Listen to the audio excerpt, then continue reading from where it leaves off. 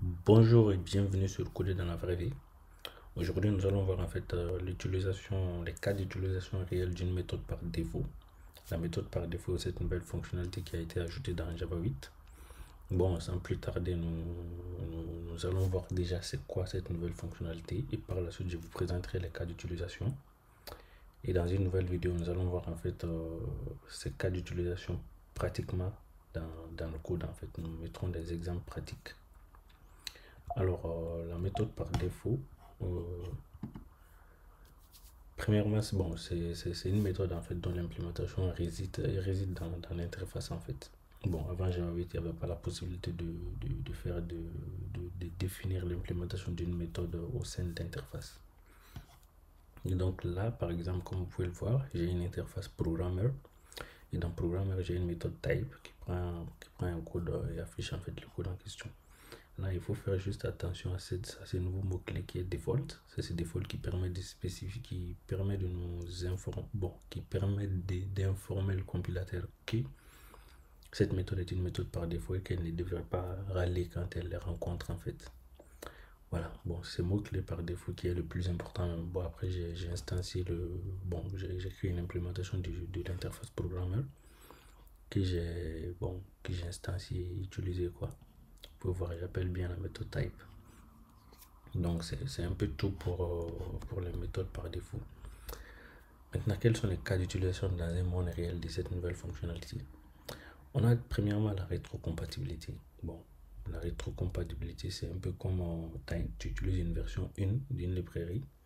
La librairie lâche une version 2. Tu peux migrer vers la version 2 sans te poser des questions si ton code sera fonctionnel ou pas. C'est ça la rétrocompatibilité. C'est un peu comme quand tu passes, quand tu utilises Java 7 et que tu migres vers Java 8.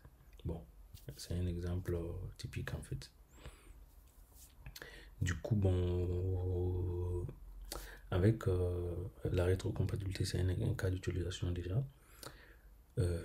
Comment est-ce que ça assure la rétrocompatibilité? Supposons que tu fournis une librairie dont le client doit fournir une implémentation d'une interface et toi, tu veux ajouter une nouvelle méthode sur cette interface en fait. Bon, directement, si tu ajoutes une nouvelle méthode sur l'interface, une méthode abstraite, bon, ce qui va se passer, tous les clients qui vont migrer vers la nouvelle version de ta librairie devront fournir une implémentation pour cette méthode. Bon, sinon en tout cas, leur code ne va plus compiler, quoi. En gros, avec cette méthode par défaut, tu peux juste ajouter une implémentation par défaut pour cette méthode et après, les clients peuvent migrer sans problème. Ensuite, il y a la méthode optionnelle. La méthode optionnelle, c'est quand tu as une méthode dans une interface dont certaines implémentations d'interface ont besoin et d'autres non. Bon, pas forcément en fait.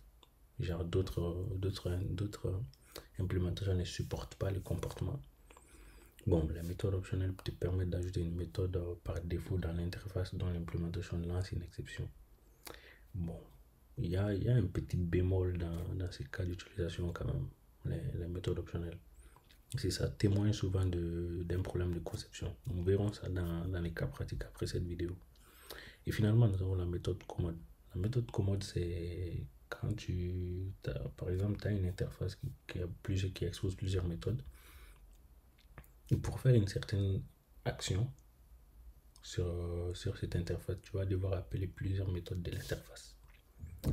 Ainsi, les méthodes commodes te permettent de regrouper ces appels dans une seule méthode. En gros, c'est comme un utilitaire au sein d'une interface qui va faire appel à d'autres méthodes de l'interface elle-même. Voilà. Bon, en gros, c'est un peu les trois cas d'utilisation qui sont les plus fréquents de cette méthode par défaut en fait. Bon, dans la prochaine vidéo, nous allons voir pratiquement dans les codes à quoi ressemble l'utilisation en tout cas, à quoi ressemblent ces trois cas d'utilisation qu'on vient de répertorier ici. Merci pour votre écoute et à la prochaine.